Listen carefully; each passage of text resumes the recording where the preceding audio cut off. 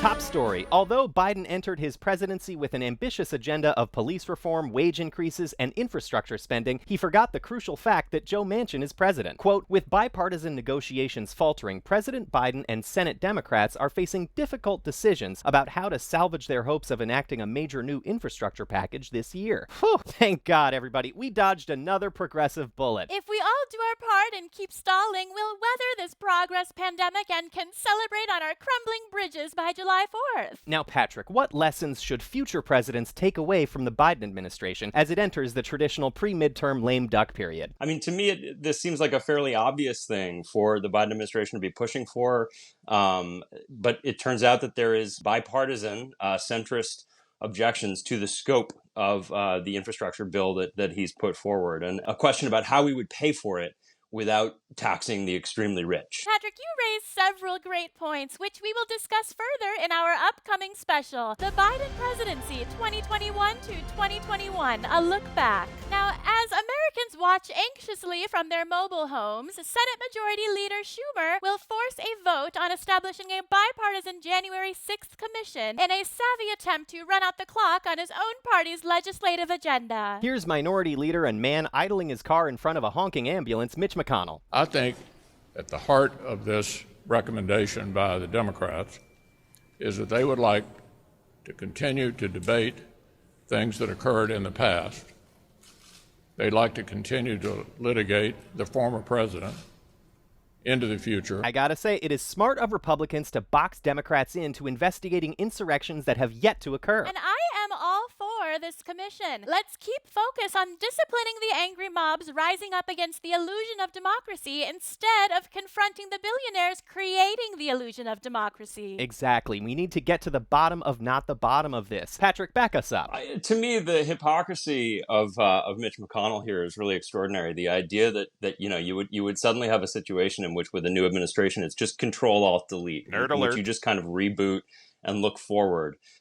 After the years and years of investigations of Benghazi and what have you, is pretty amazing. You know, this is exactly what I wanted out of a Biden presidency. 4 years of debate over whether to call January 6th bad or very bad. Meanwhile, my windowless megacorporation has convinced employees the world outside ended, so they should just work until they die. It's perfect. Genius. Yeah. Now, Patrick, you wrote a best-selling book entitled, quote, Empire of Pain, The Secret History of the Sackler Dynasty, which examines the Sackler family's role in the opioid crisis. The Sackler family owns the OxyContin peddling company Purdue Pharma, which is also tonight's sponsor. Purdue Pharma for a younger-looking graveyard.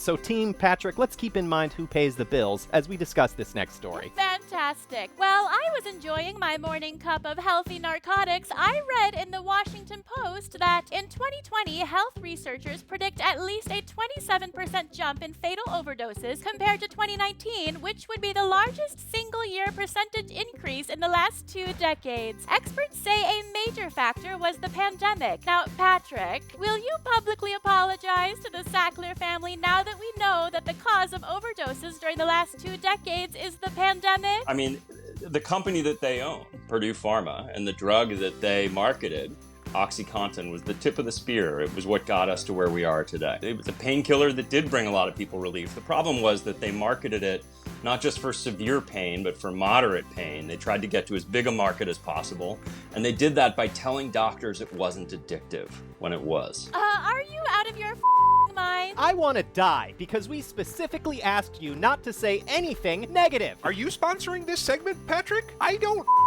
think so. Yeah, Patrick, so let's try this again, and this time, if you say anything negative about the Sacklers, we will bleep it. Okay, Patrick, in your book, you mention an FDA examiner who approved OxyContin, then went on to work for Purdue for $400,000 a year. Have you ever heard of a f***ing coincidence? Pure coincidence, I'm sure. And it's funny when you look at the approval of OxyContin.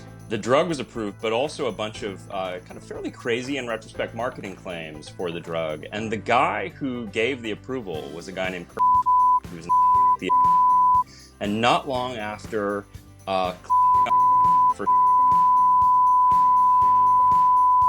he went and for Shut the fuck up.